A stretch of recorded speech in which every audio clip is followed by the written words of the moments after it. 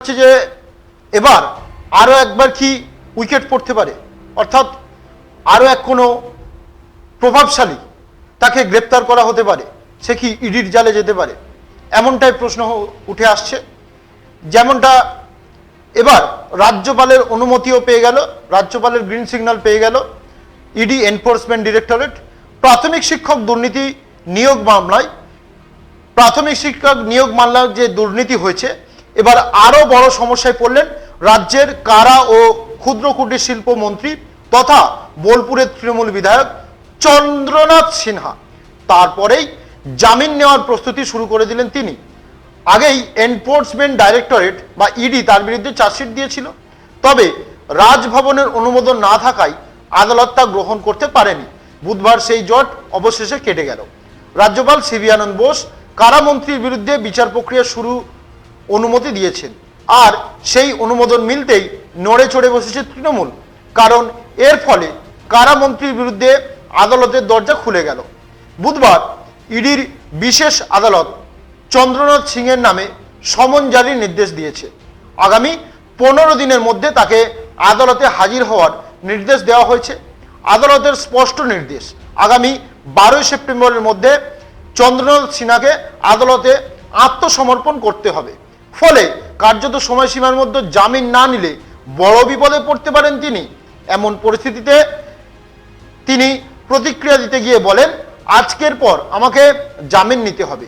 সব কিছু শুনেছি, কিন্তু কোনো কাগজ এখনো হাতে পাইনি, তাই কাগজপত্র হাতে এলে পরবর্তী আইনি পদক্ষেপ গ্রহণ করব। অর্থাৎ আদালতের নির্দেশ মেনে আত্মসমর্পণ জামিনের প্রস্তুতি শুরু করে দিয়েছেন তিনি। উল্লেখ্য, এই নিয়োগ দুর্নীতি মামলায় অনেক দিন ধরেই ইডির নজরে ছিলেন চন্দ্রনাথ। তার বাড়িতে একাধিকবার অভিযান চালানো হয়েছিল।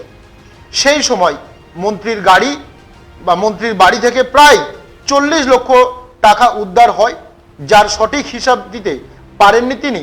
পাশাপাশি ইডির দাবি, তার অ্যাকাউন্ট থেকে প্রায় 1.5 কোটি টাকার অস্বচ্ছ লেনদেনের প্রমাণ মিলেছে। তদন্তকারীদের অনুমান 2016 থেকে 2021 সালের মধ্যে ওই টাকা তার অ্যাকাউন্টে জমা পড়েছিল। বুধবার রাজভবনের সিদ্ধান্ত রাজ্যের শাসক দলের তৃণমূলের অস্বস্তি যে আরো বাড়ল তা একেবারেই স্পষ্ট।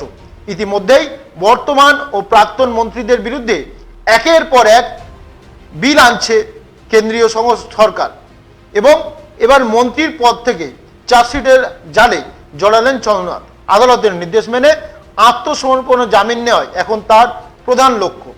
আপনারা সকলেই জানেন, গতকাল কেন্দ্রের পক্ষ থেকে বা কেন্দ্র বিল এনেছে লোকসভায়, সেই বিল পাশও হয়েছে, যেটি হচ্ছে তোমার 30 অধিক দিন যদি কোনো মন্ত্রী, যদি কোনো মুখ্যমন্ত্রী, এমনকি প্রধানমন্ত্রী, তিনিও আওতার বাইরে নেই, যদি জেলে থাকেন, তাহলে সেক্ষেত্রে কিন্তু তাকে স্বয়ংভাবে তাকে নিজে থেকে ইস্তফা দিতে হবে। আজ যদি তিনি ইস্তফা না দেন,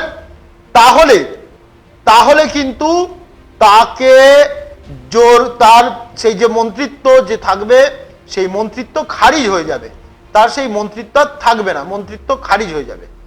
এমনটাই কিন্তু এখানে কিন্তু বলা হয়েছে। সুতরাং এই বিষয় নিয়ে রাজ্যের বিরোধী দলনেতা শুভেন্দু অধিকারীকে জিজ্ঞাসা করা হয়েছিল, তিনি ঠিক কি বলেছেন শুনে নিন। আপনাদের কেউ কেউ বলছিলেন না রাজ্যপাল পারমিশন দিচ্ছে না, কি হচ্ছে? সিপিএম এর লোকদের জিজ্ঞেস করুন, সেটিং ফেটিং বলে যে মাঝে মাঝে। সবচেয়ে বড় সেটিং তো সিপিএম এর। এখানে প্রদীপ ভট্টাচার্য পেয়েছে 1,60,000 ভোট, তাপস দা হেরেছে 90,000। পাশে দমদমে সুজন চক্রবর্তী পেয়েছে 2,41,000, 76,000 ভোটে হেরেছে আমাদের শিলভদ্র দত্ত। অগ্নিমিত্রা পাল 27,000-এ হেরেছে, ওখানে ভোট কেটেছে 1 লক্ষ। অরূপ ধীবর 6,000-এ হেরেছে, ওখানে ভোট কেটেছে 1 লক্ষ। 2.5 লক্ষ ভোট কেটেছে দেবদূত ঘোষ, 60,000 ভোটে হেরেছে অর্জুন সিং। 1,82,000 ভোট কেটেছে সাদি, 54,000 ভোটে হেরেছে রানীমা। সিপিএমই তো হিন্দু ভোট কাটছে, কেটে তৃণমূলকে রাখছে।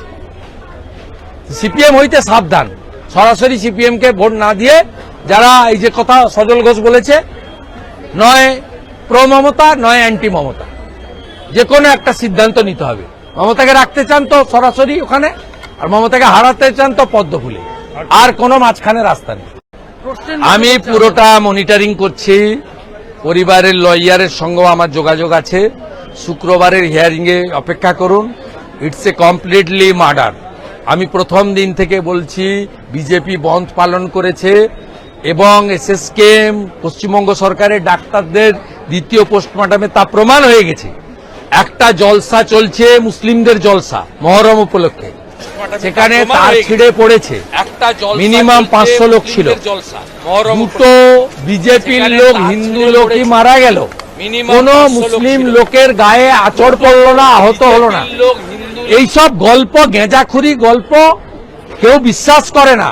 তাই ওখানকার এসডিপিও দিবাকর দাস মেদিনীপুর মেডিকেল কলেজের পোস্টমর্টম করা ডাক্তারকে ফোন করে সুইসাইড লিখিয়েছিল। আর এসএসকেএম এর মেডিকেল বোর্ড, তারাও রাজ্য সরকারের ডাক্তার, তারা পরিষ্কার বলে দিয়েছে হেড ইনজুরি আছে এবং শরীরের একাধিক জায়গায় কোপানোর দাগ আছে।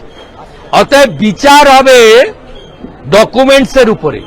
অনারেবল জাস্টিস যিনি দেখছেন, হি ইজ ভেরি সিনিয়র জাজ।